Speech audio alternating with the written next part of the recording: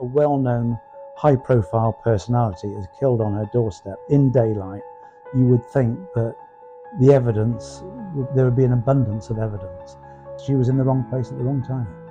In April 1999, Jill Dando, a beloved 37-year-old BBC presenter, was murdered outside her home in Fulham, London. Her shocking death not only devastated her family and friends, but also left the nation in disbelief.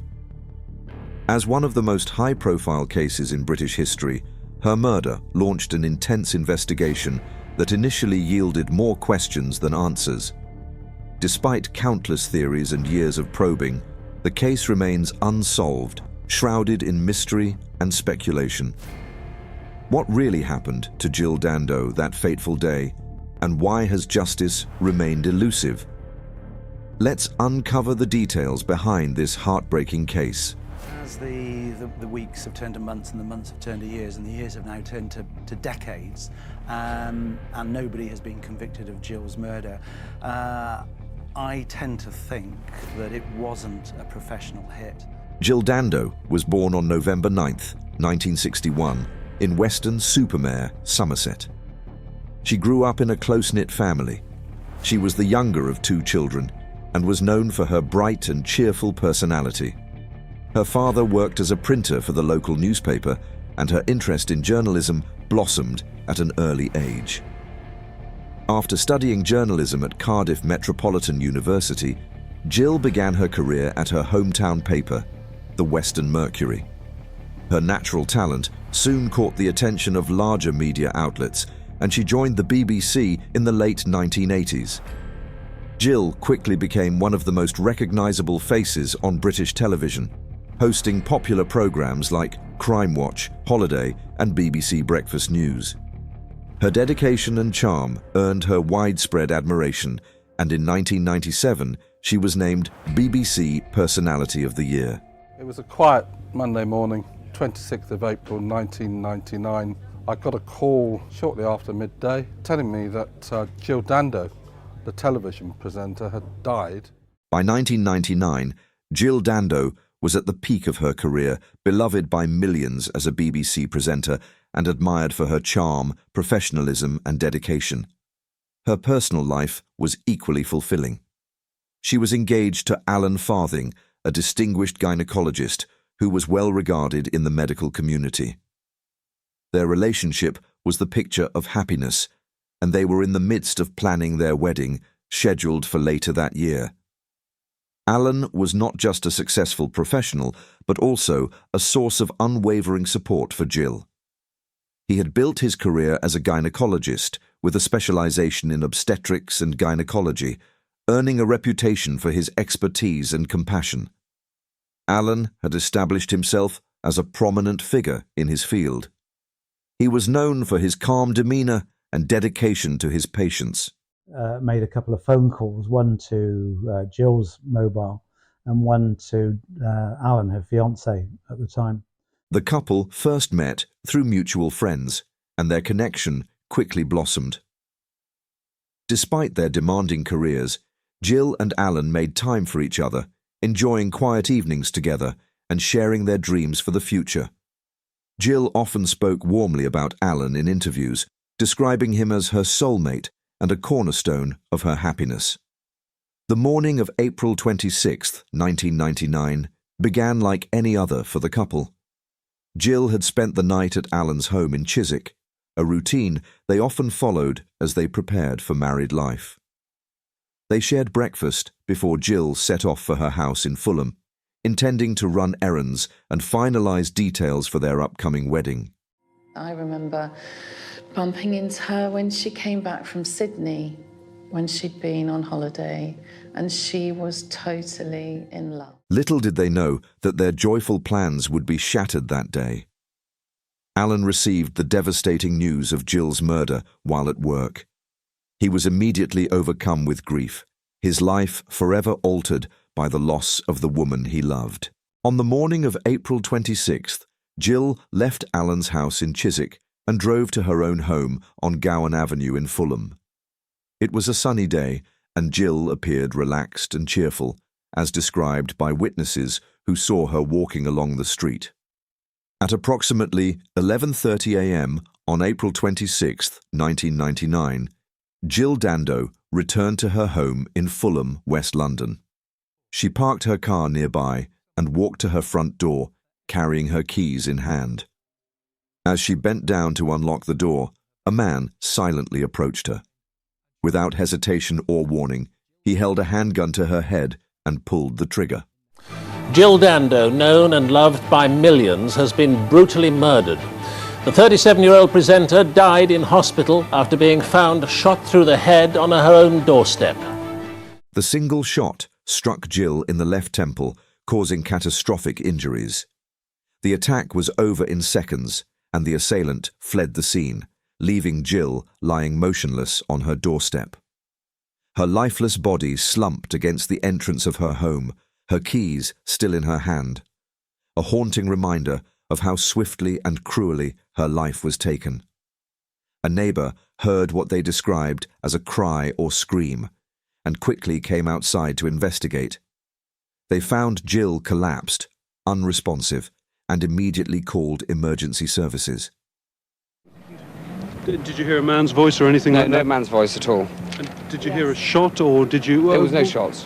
That's what I would say was a shot. I wouldn't have thought there was a shot, no. From your assessment, what appeared to have happened to her? She was obviously attacked. Paramedics arrived promptly, but their efforts to save her were in vain. At 1:03 p.m, Jill Dando was officially pronounced dead. By ambulance at 12:30 p.m. Despite all efforts by hospital paramedics, ambulance paramedics and hospital medical staff, she was certified dead at 1:03 p.m. The brutal nature of the attack shocked the nation. News of Jill's murder spread rapidly, and the public was left reeling, struggling to comprehend who could carry out such a cold and calculated act.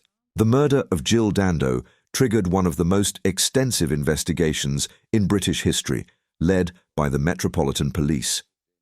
Dubbed Operation Oxborough, the case mobilised a significant number of officers and resources. The complexity of the investigation was evident from the start, as there were no direct witnesses to the shooting and no immediate suspects to pursue. The police interviewed over 2,500 individuals, gathering more than 1,000 witness statements in the initial phase of the inquiry. Despite this exhaustive effort, the investigation faced considerable challenges. Forensic experts meticulously analysed the crime scene but found little to work with. The weapon used in the attack was identified as a rare 9mm semi-automatic pistol, modified with a makeshift silencer. However, the assailant left no DNA, fingerprints, or other discernible evidence at the scene. This absence of physical leads made it extraordinarily difficult for investigators to pinpoint a suspect or establish a motive. Not only is the bullet shorter, but the whole weapon is smaller. It can be held in your palm of your hand, can be concealed in a pocket. People need to look now at this weapon. Have they recently handled this gun? Have they recently passed it on to somebody else? Have they disposed of it for somebody? Did they make arrangements before Monday the 26th of April to give this type of gun to somebody? Witness accounts provided some insight, but proved inconsistent and inconclusive. Several individuals reported seeing a man near Jill's home before the attack and another, or possibly the same man, running away shortly after. From the gunman. So the e-fit that you've issued, the man at the bus stop in Fulham Palace Road, may very well not be the killer. The e-fit is of the man at the bus stop. People need to focus on that for who is that man. Is he the lookout? Was he another party to the killing? Well, there are two guns here this evening. Descriptions of this individual varied widely. The majority of reports described him as a white male, likely in his 30s or 40s, with dark hair.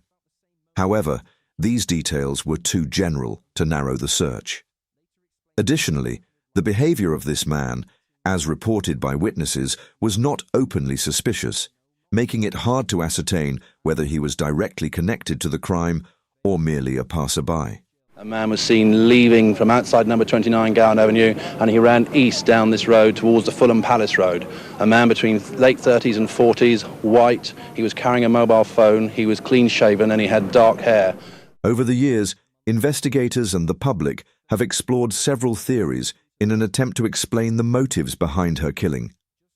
Some theories were grounded in plausible connections, while others seemed speculative. Despite extensive investigations, none of these theories have been conclusively proven. One of the most widely considered theories is that Jill Dando was the victim of a professional hit. The calculated and precise manner of the attack suggested that the killer was highly skilled. Jill was killed with a single gunshot to the head, a method often associated with professional assassins. The absence of physical evidence at the crime scene, no DNA, fingerprints, or significant clues, strengthened the notion that the perpetrator had meticulously planned and executed the attack. Police said tonight she died from a single shot to the head. Neighbours who found her dying on her doorstep had heard a scream and seen a well-dressed man hurrying away down the street. The shocking loss of one of Britain's best-known personalities. Jill's role as a co-presenter on Crime Watch added weight to this theory. The show often featured reconstructions of unsolved crimes and highlighted wanted criminals. Some speculated that Jill's work on the programme could have made her a target for revenge by someone who felt exposed or threatened by the show. This theory was compelling, but remained difficult to verify, as no direct evidence linked any criminal featured on Crime Watch to Jill's murder. From the start, the Metropolitan Police wasted a year on silly conspiracy theories. I spent a quarter of a century working with the police. They constantly went onto conspiracy theories when there were much more simple explanations. Another theory emerged against the backdrop of ongoing geopolitical tensions at the time of Jill's death.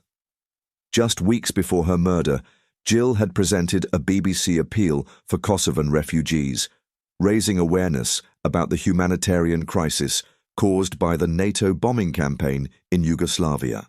I think a lot of them believe that they've got nothing to contribute, that they were there innocently and therefore why should they come forward? But what I'm saying is it's essential they come forward because they help us determine the motive. Was there just one person involved in this killing or more than one? Some investigators and media reports speculated that her murder was an act of retaliation by Serbian forces or their sympathizers. This theory proposed that Jill, as a prominent and influential public figure, was targeted to send a message to the UK and its allies. The murder's professional style seemed to align with the idea of a politically motivated assassination. Despite its plausibility, the theory lacked substantive evidence. There was no definitive link between Jill's involvement in the appeal and her murder. Moreover, intelligence agencies and police found no credible connections to Serbian operatives.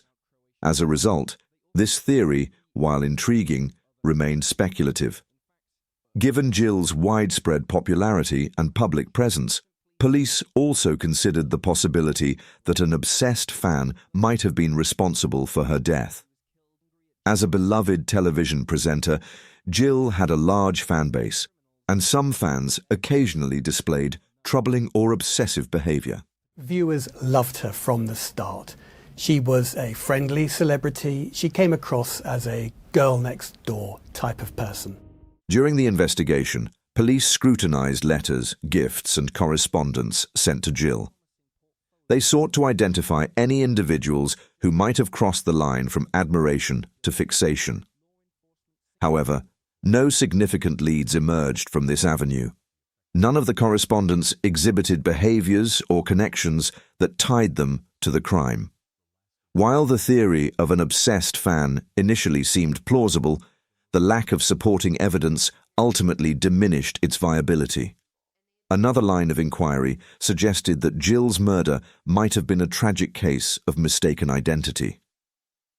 Her home on Gowan Avenue in Fulham was similar in appearance to others in the area, leading to the possibility that the killer had targeted the wrong person. This theory gained some traction among investigators who considered the random and seemingly motiveless nature of the crime. However, like the other theories, it remained unproven. No evidence was uncovered to suggest that the intended target was someone else living nearby. In May 2000, Over a year after Jill Dando's murder, police arrested Barry George, a local resident with a history of mental health challenges and minor criminal offences. Barry lived approximately half a mile from Jill's home. He was known in the area for his eccentric and sometimes erratic behaviour. His arrest marked a significant turning point in the investigation, which had struggled to find concrete leads. During a search of Barry's property, investigators discovered a particle of gunshot residue in the pocket of one of his coats. This tiny particle became a central piece of evidence in the case. Police theorized that Barry's fascination with celebrities, combined with his proximity to Jill's residence, might have motivated him to target her. Someone's been murdered. You can't get away from a crime where someone's been murdered. They've got to be sought and found. And in May 2001, Barry George stood trial for Jill's murder. The prosecution argued that he was a loner with an unhealthy obsession with fame, suggesting that this fixation led him to commit the crime. They presented the gunshot residue as a key link between Barry and the fatal shooting. However, the defense strongly contested the allegations. They pointed out the absence of direct evidence tying Barry to the crime scene. No DNA, fingerprints, or eyewitness testimony connected him to the murder. The defense also challenged the reliability of the gunshot residue, arguing that it was too minimal to conclusively prove his involvement. You put a bullet on the end of that capsule and put it in a gun that could fire with a smooth barrel. it couldn't do nothing, so it would blow up in your own face, because obviously nothing can get out of the end. Despite the weak evidence, Barry George was convicted of Jill's murder and sentenced to life imprisonment. The verdict was controversial, with many questioning whether the prosecution had proven its case beyond a reasonable doubt. Barry George maintained his innocence and appealed his conviction. In 2007, the Court of Appeal ordered a retrial, citing doubts about the reliability of the gunshot residue evidence. Experts testified that the particle could have come from an unrelated source and was insufficient to prove Barry's guilt. In 2008, after serving 7 years in prison, Barry George was acquitted of all charges. His release reignited public interest in the case, but it also meant that Jill's killer remained at large. As a police force, I can understand dealing with different things that they're, to a certain extent, stretched or will be stretched. Over the years, advancements in forensic technology have brought renewed hope to solving long-standing cold cases.